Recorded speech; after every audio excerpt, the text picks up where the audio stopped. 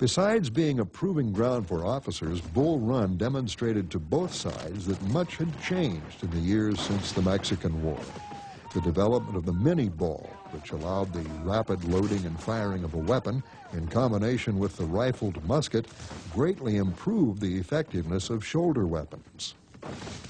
During the Mexican War, troops got within 100 yards of each other and fired weapons that were effective out to about 75 to 100 yards until they could blow a hole into the line on the other side with combined artillery, and then they'd charge through.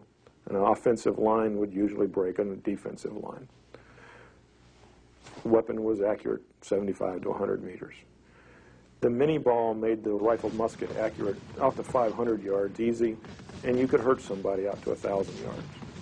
This now meant that the time that it took to cross the deadly ground jumped from a 1-minute time frame to 5 or 6 minutes.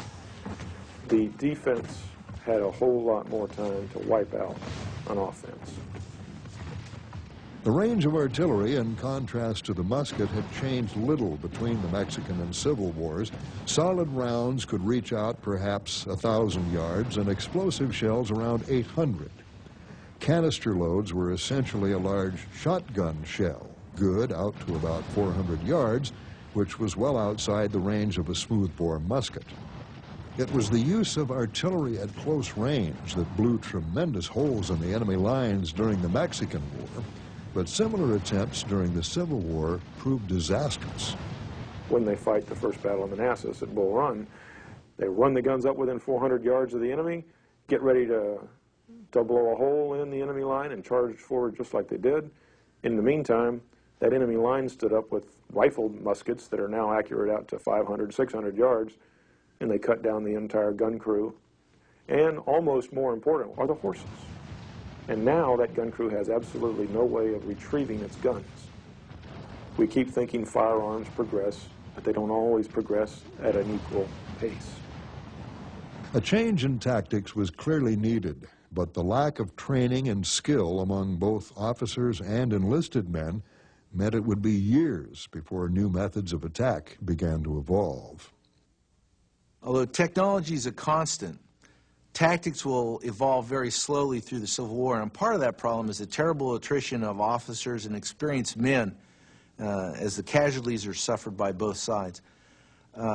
In the West, where perhaps more of the experienced veterans survive long enough to make some changes, they'll experiment with some rudimentary rushing tactics where part of the unit will fire and the rest of the unit will move forward in short rushes, kind of a rudimentary fire and movement system.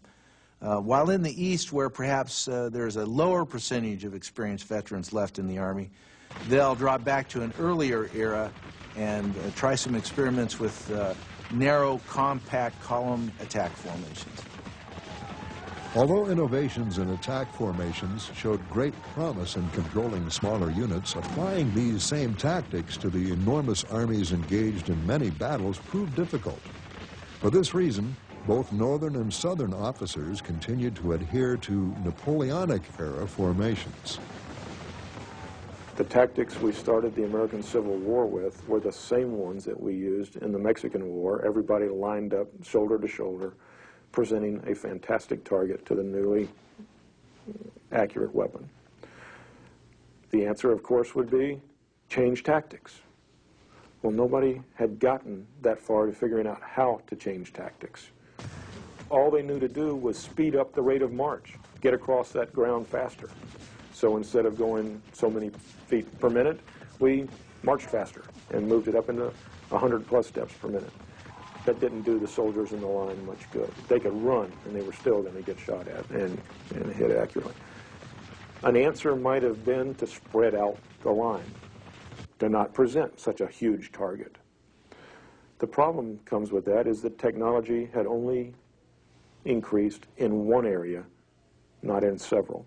A commander did not have the capability to control his line spread out over 3 times the distance or 4 times the distance. One of the reasons he marched in close columns was so he could yell, just a standard voice over the noise of gunfire and on the battlefield to be heard by his unit. There are no radios. Telegraph doesn't do much good on the battlefield. It doesn't do badly getting information to the battlefield, operationally, but it doesn't do much good on the battlefield. How can a commander control his forces if he's spread out?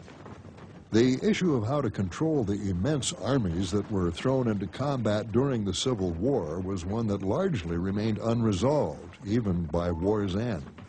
We're caught in a dichotomy here. How do we change tactics when we lose command and control just to alleviate a problem that technology has brought into us because of accuracy? The answer was build more spirit into the troops. They'll charge into anything, put the officers out front and let them lead it, and we'll manage to muddle through. We had about 10,000 casualties or so during the Mexican War. We ended up with 600,000 dead in the Civil War. That's the difference. Even if tactics had evolved more rapidly, the belief that the war could be ended quickly, widely held in both the North and the South, failed to take into account the sheer size of the opposing forces. In the American Civil War, there is no decisive battle.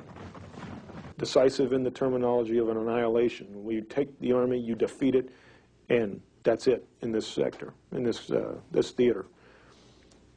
Part of the reason is because the armies are so large that no matter how well you do it surrounding it, you can't surround the whole thing.